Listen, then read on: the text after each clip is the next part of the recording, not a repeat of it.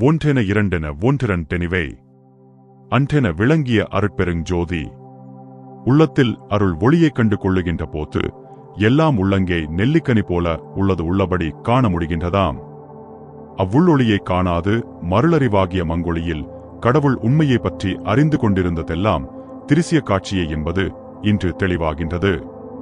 முன்னர் கடவுள் ஒன்றே உண்மையில் உள்ளதென்றும் ஏகம் சத் என்றும் அதுவன்றி பிரிது எதுவும் உண்மையில் இல்லை எனவும் பிரிதாக தோற்றும் அவை பொய் மாயா தோற்றமே எனவும் கூறினர். அடுத்து சத்தாம் பரம்பொருள் ஒன்றே உண்மையில் இருக்கின்றது என்பது சரியென்று அப்படியுள்ள அப்பரம்பொருளை அறிகின்ற ஒருவனாம் ஓர் ஆன்மாவும் இருந்துதான் இந்த உண்மையை காண்கின்றதால் அந்த பரமான்மாவும் இந்த ஜீவான்மாவும் ஆகிய இரண்டும் இருத்தலே உண்மை என்றனர்.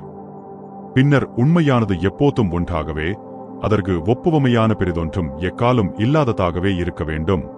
ஆகையால் இரு தனிப்பொருளாக இருத்தல் முடியாது. ஆனால் கடவுளும் மனிதனும் இரண்டற்ற ஒன்றாய் அத்துவிதமாய் இருக்கின்றதுதான் உண்மையாம். இவ்வத்துவித உண்மையை குறிக்கவே ஒன்றிரண்டு என்ற சொல் தோற்றுவிக்கப்பட்டுள்ளதாம். ஒன்று என்ற சொல்லே ஒன்றி இணைந்து இருத்தலையே சுட்டுவதாம். சங்கர நாராயணன் உமையொருபாகன் என்பவை ஒரு வடிவில் இரு தெய்வ இயல் உண்மையை காண்பது கொண்டு இந்த ஒன்றிரண்டு என்ற குறிப்புச் சொல் வழங்கப்பட்டுள்ளதாம்.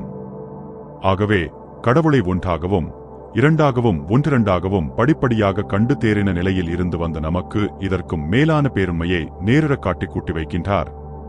நம் இறை காட்டிக் கொடுக்கின்ற அதீத உண்மை யாதெனில் அருட்பெருஞ்சோதியேயாம். இந்த அருட்பெருஞ்சோதி காட்சியால் தெரியப்படுகின்ற உண்மை விளக்கம் இதுவாகும். அகண்ட வெளிநிறை இயற்கையுண்மை பேரொளி நிலையே கடவுளரின் பேருருவாகும். இவ்விரையொளியின் அருள் இயல் உண்மை வெளிப்பட்டு விளங்கும் சிற்றணுவே நித்திய ஆன்மாவாம். இந்த ஆன்ம அணுவேதான் அநாதி நித்திய மனிதனின் இயற்கை நிலையாம். ஆகவே ஒன்றான அருட்பெருஞ்சோதி கடவுளைத் தவிர வேறாக மனிதன் இல்லையாம். இது அந்த அருட்பெருஞ்சோதி நிலை நின்று உணரும் போதுதான் உண்மையாய் விளங்குகின்றது.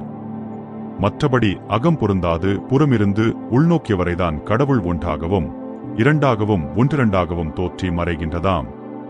மனிதன் தன்னை தேக வடிவினனாக கருதியிருந்த போதும் சற்று பக்குவமுற்று தன்னை ஆன்மா வடிவினனாக பாவித்திருந்த போதும் தான் வேறு கடவுள் வேறு என எண்ணி வந்தான்.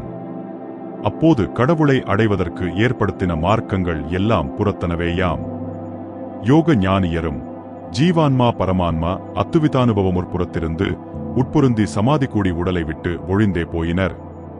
இது சமயம்தான் மனிதன் அகநின்று அருட்பெருஞ்சோதி வண்ணமாக இருக்கும் தனது இயல் உண்மையை உணர்ந்து அருள்நிறை அனக வாழ்வால் நித்தியமாய் விளங்கக்கூடியவனாகின்றான். இந்த அனக அருள் நெறிதான் நம் வள்ளல் கண்ட சுத்த சன்மார்க்கம். இவ் இறையுண்மை வழங்கி வாழ்விக்கும் அருட்பெருஞ்சோதியை போற்றுவோம். திருச்சிற்றம்பலம். எல்லா உயிர்களும் இன்புற்று வாழ்க்க. வள்ளல் மலரடி வாழ்க்க வாழ்க்க.